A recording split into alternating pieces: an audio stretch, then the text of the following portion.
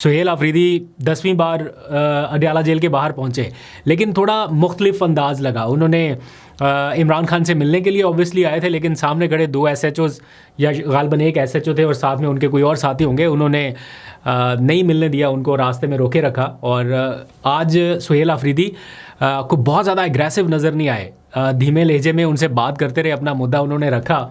बात वही है, लेकिन थोड़ा सा अंदाज़ मुख्तलिफ था। और आज तो वो 1 घंटा 20 मिनट के अंदर अंदर वापस चले गए।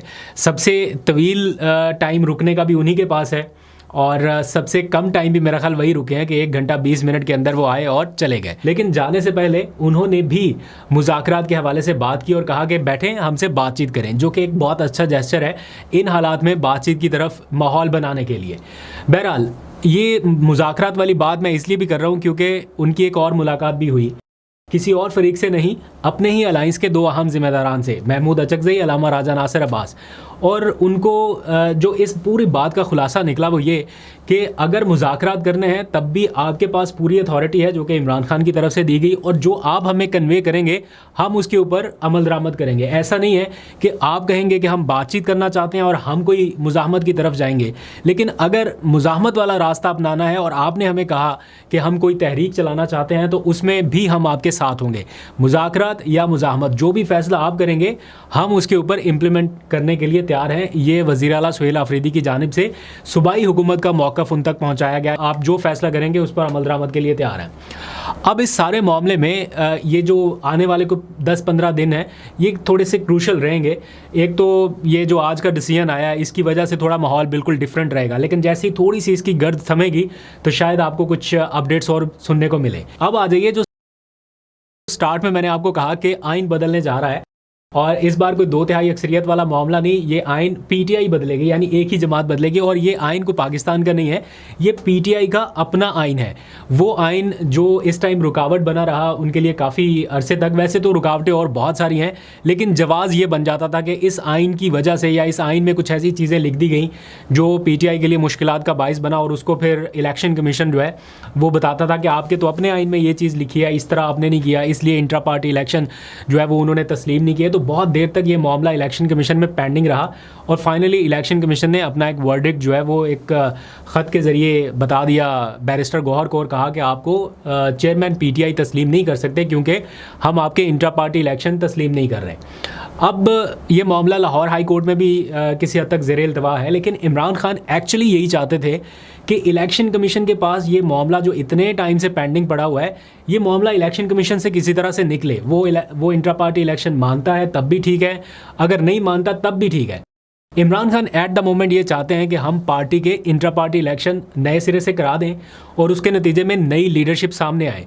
वो पार्टी चेयरमैन भी तब्दील हो सकते हैं, यानी बैरिस्टर गौहर भी बदले जा सकते हैं। ऑल्दो के इन हालात में मुझे लगता है कि बैरिस्टर गौहर जैसा इस मिजाज का आदमी PTI को ज़्यादा सूट करता है। कहीं पे निगोशिएट करना है, बातचीत करनी है, मुज़ाकरात करने हैं, तो एक आध ऐसा बंदा होना चाहिए जो इस किस्म के रवैये के साथ भी बातचीत कर सके।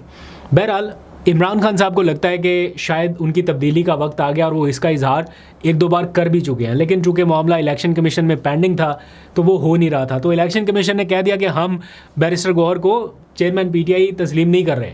दैट मीन्स कि at the moment technically barrister Gauhar साहब जो है वो पार्टी के चेयरमैन नहीं रहे, और इमरान खान एक नया चेयरमैन भी लाना चाहते हैं या इस मामले में कोई तब्दीली भी चाहते हैं। तो एग्जैक्टली वही हुआ जो वो चाहते थे। अब इस सिलसिले में सलमान अकरम राजा ने गुज़िश्ता रात एक नोटिफिकेशन जारी किया, और उस नोटिफिकेशन का जो उन्वान है बेसिकली वो यही है कि पार्टी आइन में नज़रसानी की जाए। उसके लिए एक कमेटी कायम की गई है, गालबन 7 रुकनियाँ हैं या 10 रुकनियाँ, 7 रुकनियाँ है गैस, और उसको 10 दिनों का टाइम दिया गया है कि अपनी पार्टी के आइन में ऐसी तब्दीलियां लाई जाएं जो हमारे ख़िलाफ़ इस्तेमाल ना हो। जो अभी कुछ शिकें ऐसी हैं जो हमारे अपने अगेंस्ट इस्तेमाल हो जाती हैं इलेक्शन कमीशन में, वो इमरान खान ने उस टाइम बनाया था आइन बहुत ज़्यादा शफाफियत के लिए, बहुत ज़्यादा कि जनाब हम देखें मिसाली आइन बना रहे हैं, इसमें हमारी अपनी अकाउंटेबिलिटी, हमारा अपना प्रोसेस, बहुत सारी चीज़ें, वो फिर अब उन्हीं के अगेंस्ट इस्तेमाल होना शुरू हो गई थी, जवाज़ बन जाता है। तो अब PTI ने यह फ़ैसला किया कि हम अपना आइन बिल्कुल वैसा बनाएं जैसे बाकी सारी जमातों का है। जब उनके लिए कोई हर्डल नहीं है तो हमारे लिए भी ना हो। तो एक ऐसे टाइम पे जब आपके ऊपर पाबंदी की तलवार लटक रही है कि पार्टी के ऊपर पाबंदी आयद कर दी जाए, इलेक्शन कमीशन आपको सिंबल अलॉट करने के लिए तैयार नहीं है। बिल्कुल उसी टाइम पे पीटीआई चाहती है कि हम अपने इंटर पार्टी इलेक्शंस करा लें और अपना सिंबल जो है वो वापस रिवाइव करा लें। ये सब कुछ उस माहौल में हो रहा है जब बहुत टेंशन बढ़ी हुई है, तो लगभग नामुमकिन जैसी सिचुएशन लग रही है।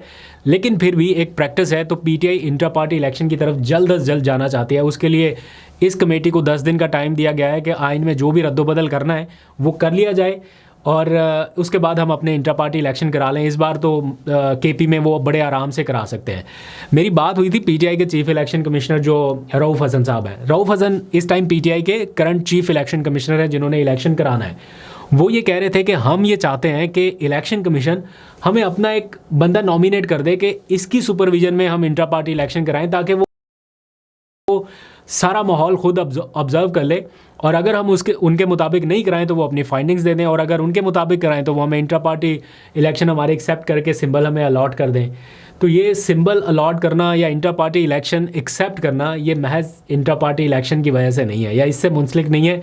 मामला तो आपको पता है कि और है। अब उनमें जब तक बेहतरी नहीं होगी तब तक ये मामला फिर पेंडिंग रहेगा।